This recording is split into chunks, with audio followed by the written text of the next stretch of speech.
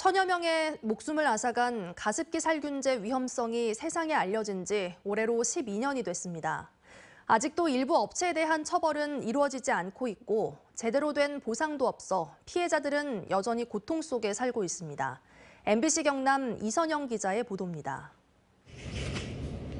보시는 바와 같이 제 몸은 구멍이 안 뚫린 적 없습니다. 이렇게 처참하게 살고 있습니다. 가습기 살균제 때문에 뇌경색과 폐질환 등으로 세상을 떠난 고 김응익 씨를 다룬 다큐멘터리 영화입니다.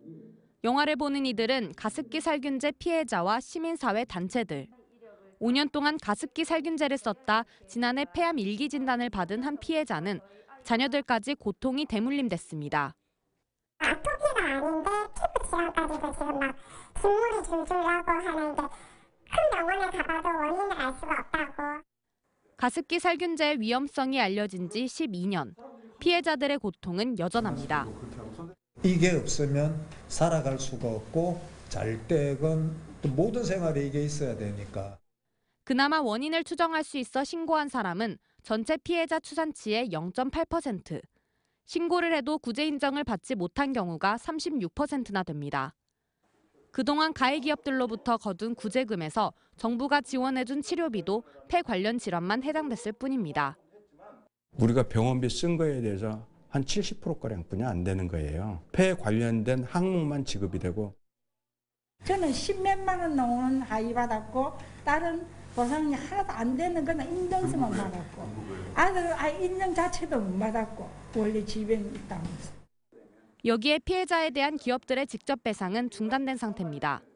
관련 기업 중 일부는 형사처벌조차 받지 않은 가운데 애경과 옥시는 피해 구제 추가 분담금을 못 내겠다고 소송과 입장을 낸 상황. 수많은 피해자를 죽고 다치게 한 그런 환경 참사가 어떻게 하여 소비자의 잘못이고 가해 기업은 무죄인지 이해할 수 없는 상황이고요.